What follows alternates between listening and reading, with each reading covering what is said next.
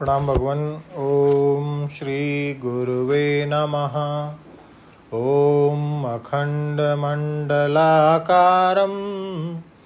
व्याप्तं येन चराचरं तत्पदं दर्शितं येन तस्मै श्री गुरुवे नमः। ओम शांति शांति शांति।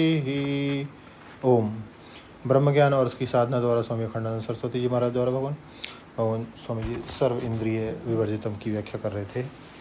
स्वामी जी कहते हैं कि अब देखो, यह मालूम पड़ता है कि आप आँख से देखते हो, परंतु आँख से देखते ही नहीं हो। देखना तो आपका सहज स्वभाव है। यह आँख तो ऐसे ही है जैसे चश्मा लगा लिया जाए। जो सेठ की दोपहरी में कड़ी धूप नहीं देख सकते, वे अपने आँख पर चश्मा लगाते हैं।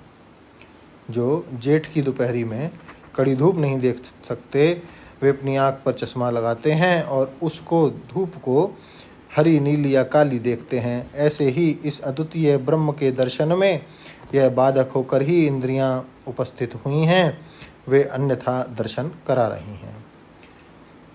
है कुछ और मन बता रहा है कुछ, और है कुछ और इंद्रियां बता रही हैं कुछ। पूर्णता का बोध कराने में इनमें से कोई समर्थ नहीं है। दास कबीर जतन से ओढ़ी, ज्यों की त्यों धर दीनी चदरिया। आप एक बार इन देह, इंद्रिय, अंतःकरण और अहम पद वाच्यार्थ, इन सब से अपने को अलग कर दो। अहम पद वाच्यार्थ माने परिच्छिन्न संसारी कर्ता भोक्ता जो अपना मैं मालूम पड़ता है, सो इस अहम पद वाच्यार्थ से अपने को पृथक कर लो। डंडे से नहीं, हथौड़े से नहीं, बसीले से नहीं विवेक विज्ञान से इनसे अपने आप को अलग कर लो। जो लोग परलोक में आने जाने वाला संसारी है, वह परिच्छिन्न अहम बिंदु है।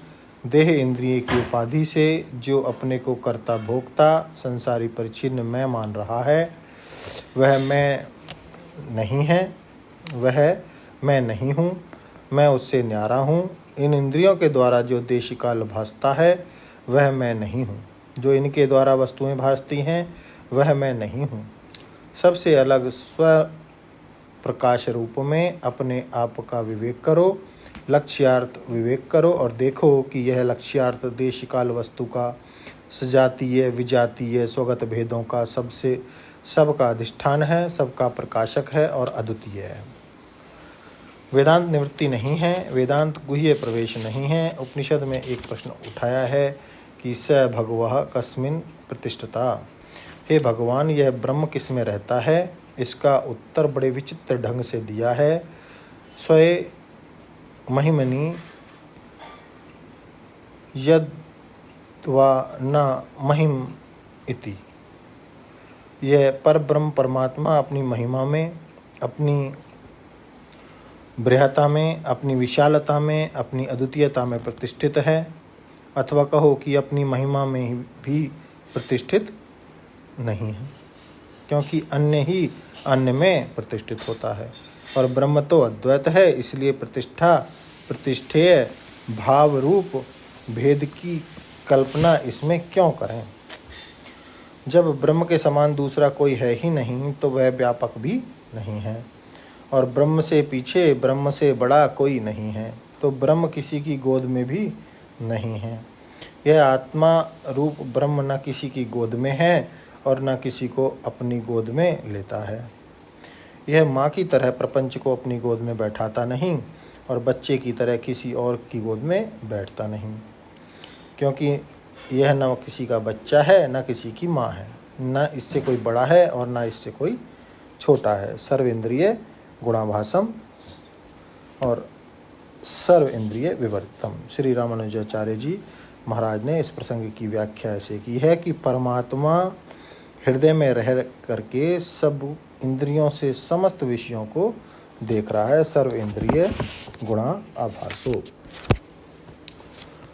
यस्य यत् सर्वेन्द्रिय गुणाभासम।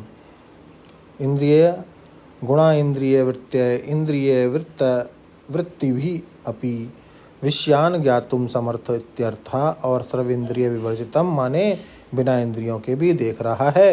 बिना एव इंद्रिय वृत्ति भी स्वतः एव सर्वम जानाति इत्यर्थः।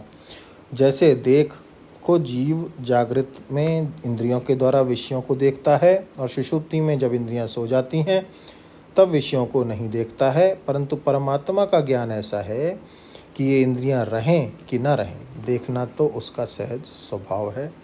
ये जितनी इंद्रियां हैं सब उसी की रोशनी में प्रकाशित होती है। तमेव भांतम अनुभाति सर्वम। तो इसकी व्याख्या को लेंगे भगवान अगले सत्संग में। ओम शांति ही शांति ही शांति। प्रणाम भगवान।